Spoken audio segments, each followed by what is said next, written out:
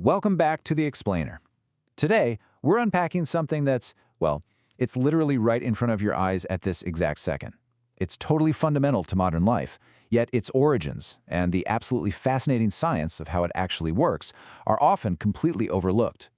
Seriously, just look around you for a sec. Your phone screen, your TV, the streetlights outside, the traffic signals you pass on your commute, even that tiny little glowing power dot on your laptop charger. Pretty much all of our modern illumination runs on one single microscopic invention. So how does one tiny chip power our world?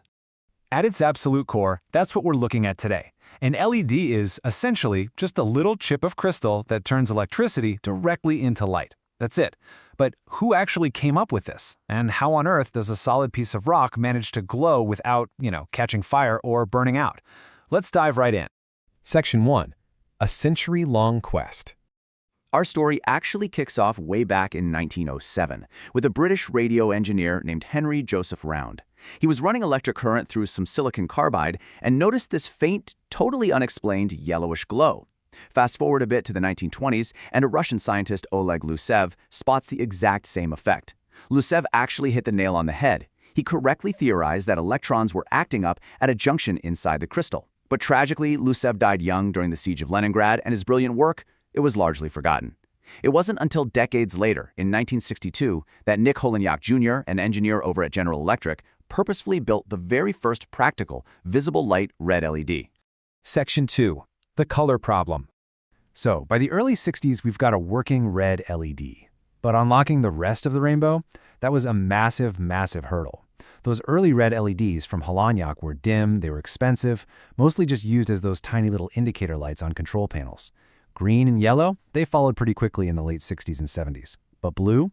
Oh man, blue was brutally hard. It required this highly complex, incredibly stubborn material called gallium nitride.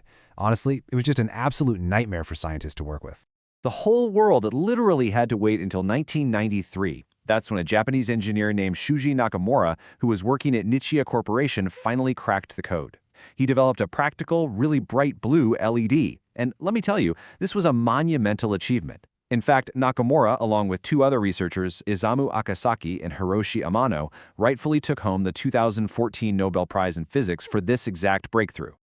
Now, you might be wondering, why was a blue LED considered this Nobel Prize-worthy holy grail? Well, think about it. Because once you finally have red, green, and blue LEDs together, you can mix them. And mixing them is a real game changer, because that unlocks white light and essentially every single other color in the visible spectrum. Without Nakamura's blue LED, those vibrant, full-color flat screens and those super efficient white light bulbs we rely on every single day, they literally would not exist. No way. Section 3. Opening the hood. All right, to really understand how an inanimate chip turns electricity into light, we need to talk about semiconductors. These are usually silicon-based compounds, right? But they're mixed with tiny, tiny amounts of other elements to change how they conduct electricity. That mixing process is called doping. Inside every single LED, you've got two layers of this doped material pressed tightly together. Now, one layer has extra electrons. Those are negatively charged particles. We call this the N-type layer. The other layer, it's actually missing electrons, creating what scientists literally refer to as holes, and these act like positive charges. This is the P-type layer. And that critical meeting point, right where these two layers touch, that is the PN junction. So here's what happens. When you connect your LED to a power source, the electricity basically shoves the electrons from one side and the holes from the other side straight into that PN junction. Imagine it like a giant microscopic puzzle. When an electron meets a hole, it drops perfectly into that empty space. But, and here is the absolute magic of it all, dropping into that hole means the electron also drops in its energy level. In a normal copper wire, that lost energy just turns into useless heat. But in an LED's highly specialized semiconductor material, that energy is released as a photon, a particle of pure light. This beautiful, elegant process is called electroluminescence, and it means almost zero heat is wasted. And you know what? This perfectly explains why that color problem we talked about earlier took so long to solve. The exact amount of energy released, which directly dictates the exact color of the light, depends entirely on the specific chemical material you're using. If you use gallium arsenide, the energy drop perfectly creates infrared or red light.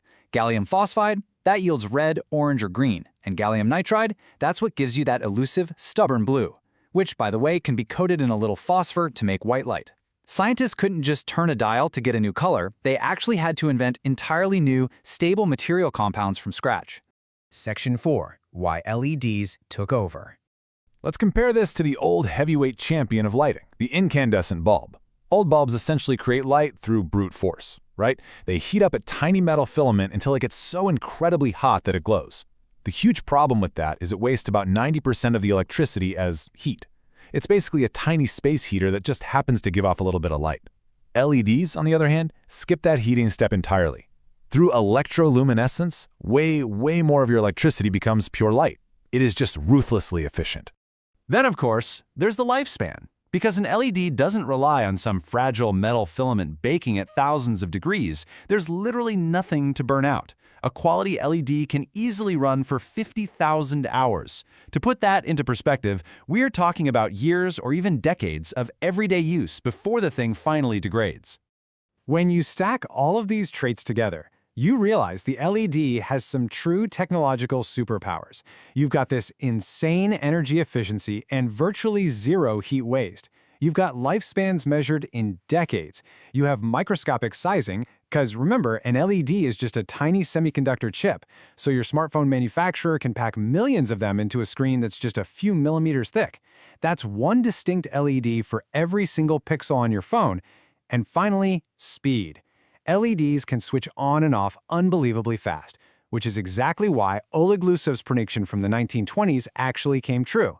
They're heavily used today to transmit high-speed fiber optic data.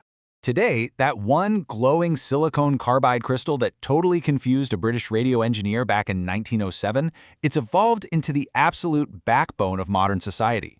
From the super efficient household bulbs that are saving our power grids, to OLED and mini LED displays, to traffic lights, right down to the specialized grow lights that make modern indoor farming possible. We even use UV LEDs to sterilize medical equipment. And the whole shebang traces back to one basic, beautiful idea.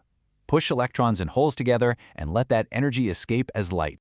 So the next time you flip a light switch, or even just glance at the screen you're watching this very explainer on, take a second to remember, you were looking at over 100 years of trial, error, tragedy, and one incredibly stubborn search for the color blue. It kind of makes you wonder, right? What other invisible technological miracles are sitting quietly in our pockets right now, just waiting for their own breakthrough? Keep asking questions, and I'll catch you in the next explainer.